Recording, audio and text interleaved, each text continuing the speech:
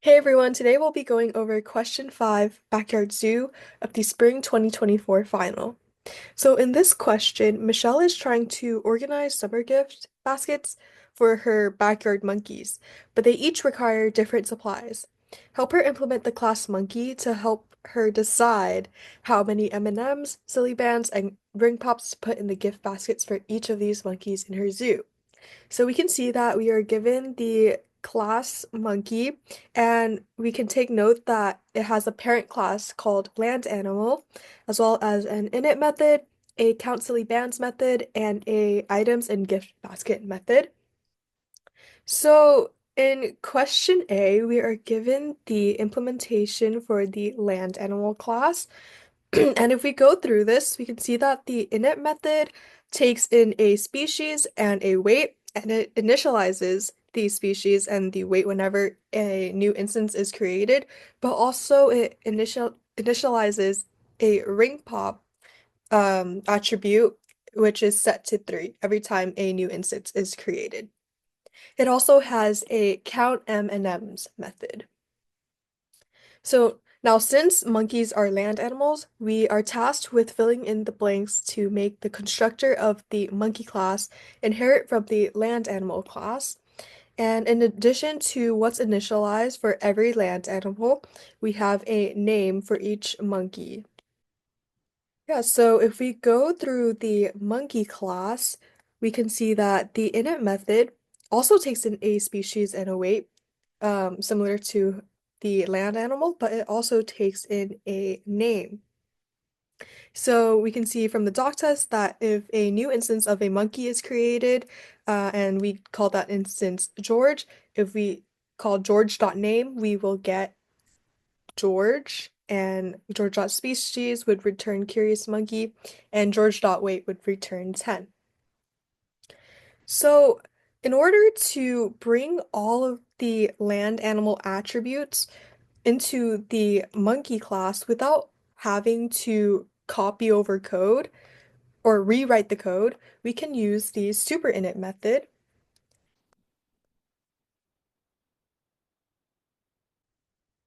where we pass in the same parameters as the land animal class, which are species and weights.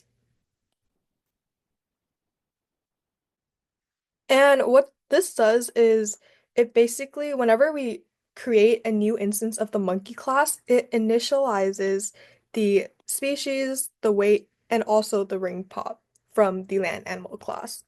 But in the question, it says that we also have a name for each monkey, so we have to set that attribute. So we can do that by saying self.name equals name.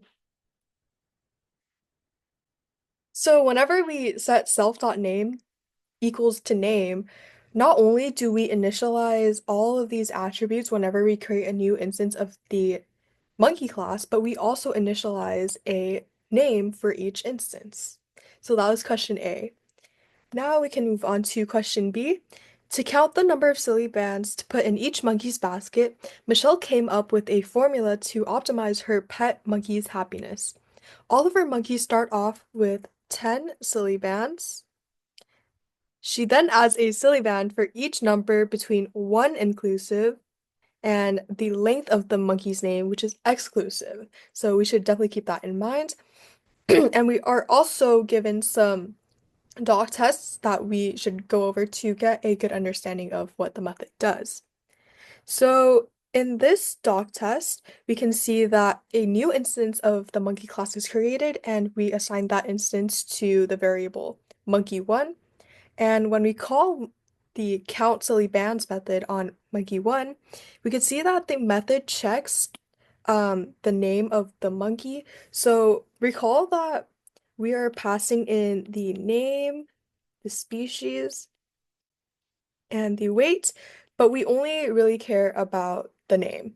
So the method checks to see what the name is, which is Bob, and it checks to see the length of the string, which is 3,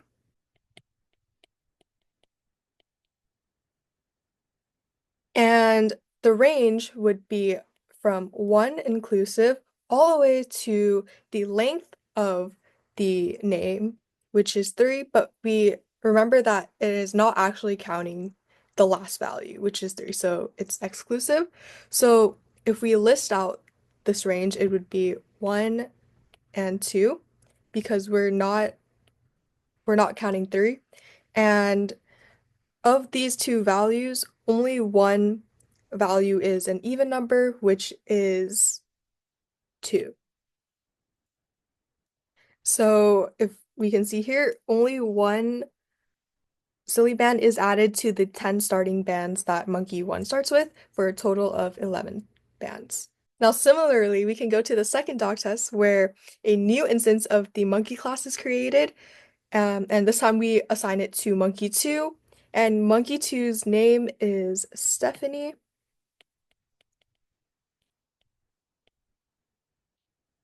And we check to see the length of Stephanie, which is 9. So we go from 1 inclusive all the way to 9 exclusive. And if we list out the range, we will get 1, 2, 3, 4, 6, 7, 8, because we're not counting 9.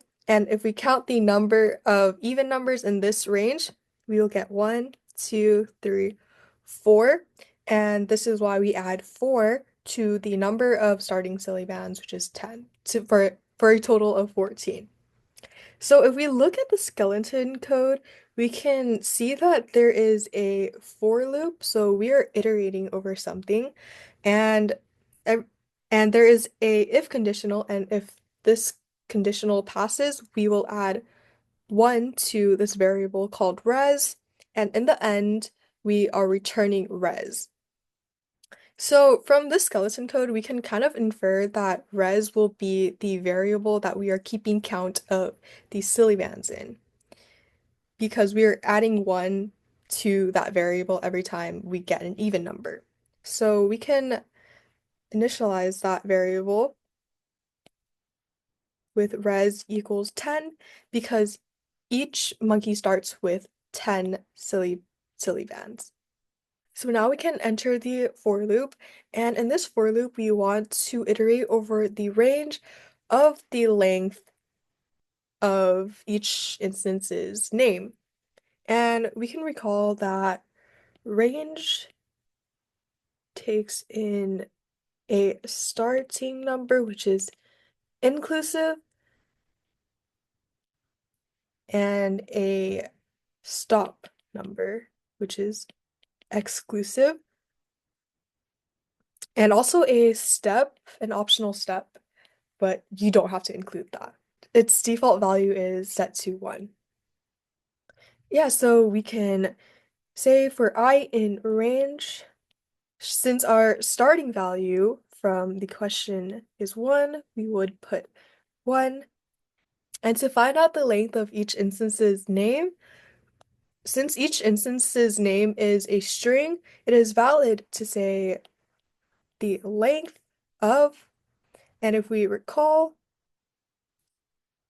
we set self.name equals to name, so we make sure that it is self.name.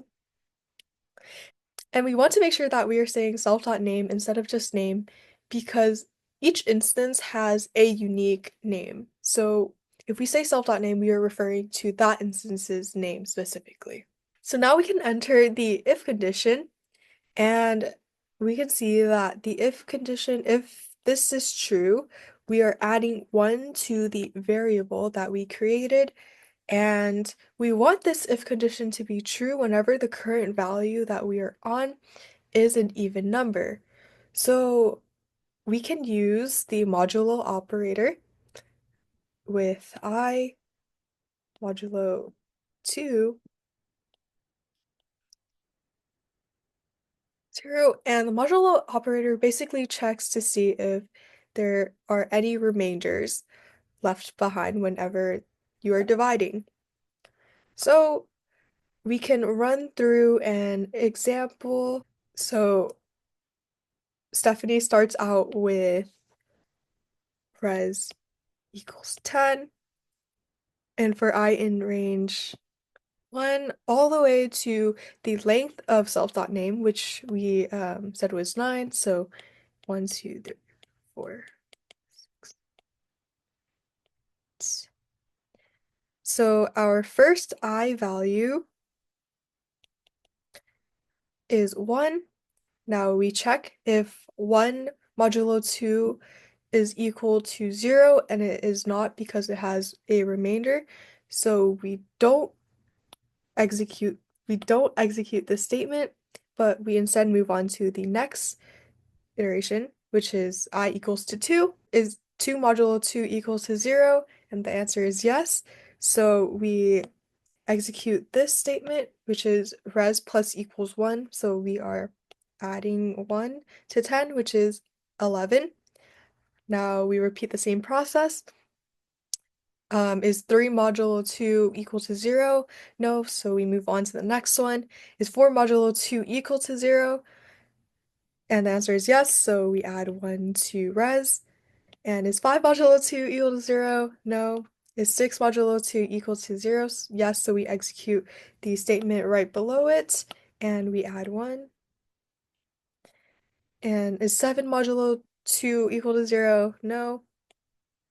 Is 8 modulo 2 equal to 0? And the answer is yes. So res is equal to 14, and that is our return value, which is 14. Now we can move on to part C. Now we want to implement the function items in gift basket, which will return a 3-element list that represents how many associated M&Ms, silly bands, and ring pops to put in each basket respectively. So essentially we want these methods to return these 3 items in a list form and also in order. So if we look at the skeleton code, we can see that the return value actually already returns a list, so we don't need to create a new list. And there are 3 blanks for 3 of the items that we need to put in the list. So we can start with the associated M&Ms. If we go back into our land animal class, which is the parent class of the monkey class, so this is a valid thing to do, we can see that there is actually a count M&Ms method, and if we look at the description, it says that it returns how many M&Ms to put in a land animal's basket. So this is exactly what we want as our first item in our list. So to call this method, we would need to use self dot count M and M's. And we want to make sure that we are including parentheses because we are calling the method. And we don't pass in self, as you can see here, because by calling the self dot count M&Ms, self is kind of being passed in the background. So we don't need to pass in another self. Great, so now we can move on to silly bands, and from the last part, we actually implemented this method, so we can repeat the same process we did with self.count M&Ms. We could say self dot count silly bands,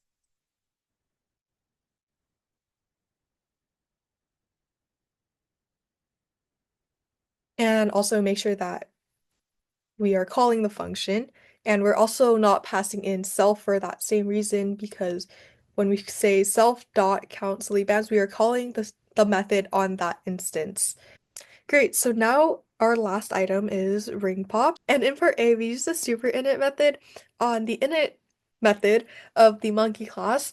And if you recall, what this method does is it basically initializes all of these attributes whenever we create a new instance of the monkey class. And one of these instances is the self.ringpops attribute. So all we need to do is use that variable self.ringpops, and that is for question C. Now we can move on to part D, Michelle has now decided that all the monkeys that are of the species Curious Monkey deserve an additional 3 ring pops, but only if the monkey's name is longer than 5 letters. Which of these actions should Michelle take to adapt her code? The change should not break any of the other parts of this question. We can go through each option. If we look at the first option, it is modify the constructor method of the monkey class. So if we look at the constructor method of the monkey class, which is the init method, what this option is asking us to do is we're first checking to see if self.species is equal to curious monkey and the length of the name is greater than 5. We want to add 3 to self.ringpops. Now, this is a completely valid way of modifying the code because the constructor is responsible for initializing attributes when a monkey object is created. So since the number of ring pops depend on the species and name length, we should modify the constructor to handle this condition.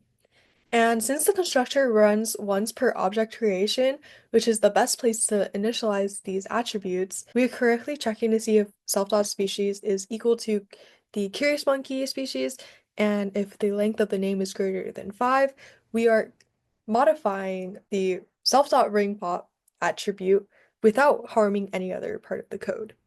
And we are also making it specific to that instance itself. Great, so we can check off this for now, but we should also go through the other options to not only make sure that the option that we've chosen is correct, but also identify what is wrong with the other options. So we can move on to this next option, add a new method count ring pops to the monkey class. So this is actually not what we want because if we were to call self.ringpops on, for example, this instance, George, since George has a species of a curious monkey, we would still get a return value of 3. Only then when we call self.count underscore ring underscore pops will we get the number 6, but 6 isn't really assigned to self.ringpops yet. So later in the code, we would have to write something like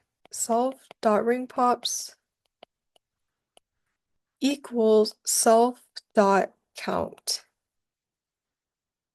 ringpops. And this is invalid because we are changing the code instead of just initializing it right off the bat when we create the instance. So we can move on to the next option that says modify the constructor method of the land animal class.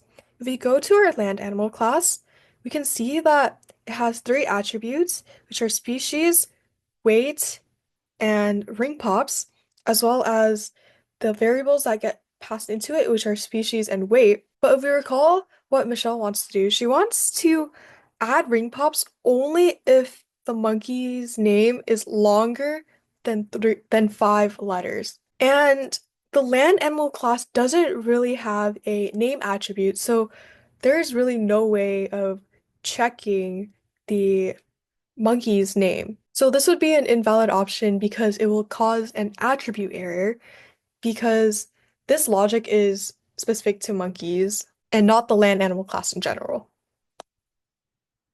So we can cross out this option. And for our last option, add a new method, count ring pops to the land animal class. So similar to the second option we talked about, this would also be invalid because the land animal class should not have any special logic for monkeys.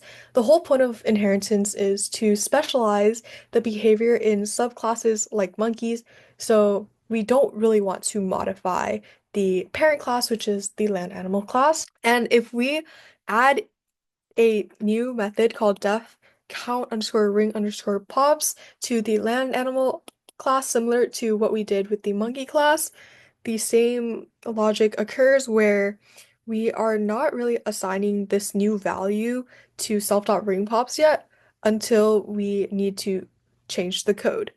And if we call self.ring pops on a monkey species with the curious monkey species, we would still get the return value of 3 until we reassign it. So the correct answer is modify the constructor method of the monkey class. So that is it for question 5.